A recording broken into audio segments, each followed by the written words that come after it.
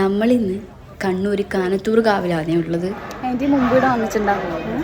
ഈ കാവിൽ മുമ്പ് വന്നിട്ടുണ്ടാവും. ഈ പറഞ്ഞത് സത്യമാണ് കേട്ടോ. നമ്മളിവിടെ ആദ്യമായിട്ടാണ് വരുന്നത്.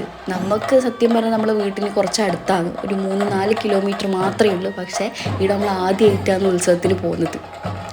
മാത്രമല്ല നമ്മളെ അണ്ടല്ലൂർ കാവിലുണ്ടാകുന്ന ദൈവത്താറും രാമേശ്വരത്തിനും ആടെയുള്ള എക്സാക്ട് തെയ്യങ്ങളാണ് നമ്മൾ വീഡിയോ ഉള്ളത് കേട്ടോ.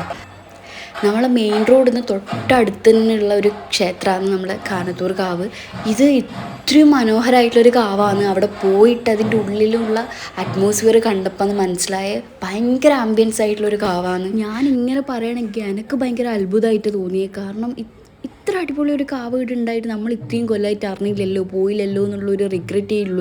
എനിക്കത് എത്രത്തോളം നിങ്ങൾക്ക് പറഞ്ഞു തരണമെന്നും മനസ്സിലാകുന്നില്ല, അല്ലെങ്കിൽ എനിക്ക് അതെന്നെ എക്സ്പ്രസ് ചെയ്തിട്ട് തീരുന്നില്ല അങ്ങോട്ട്. ഈ കാണുന്ന ക്യൂ അന്നദാനത്തിൻ്റെ ക്യൂ ആണ് കേട്ടോ.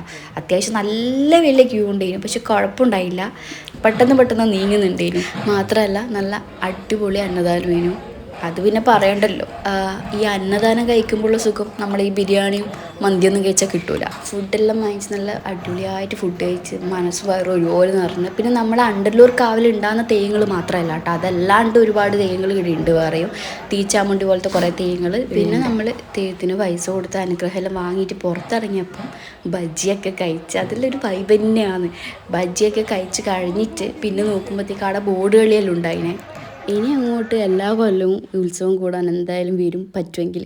അപ്പോൾ ഇന്നത്തെ വീഡിയോ ഇത്രയേ ഉള്ളൂ. അപ്പോൾ ഓക്കെ, ബൈ.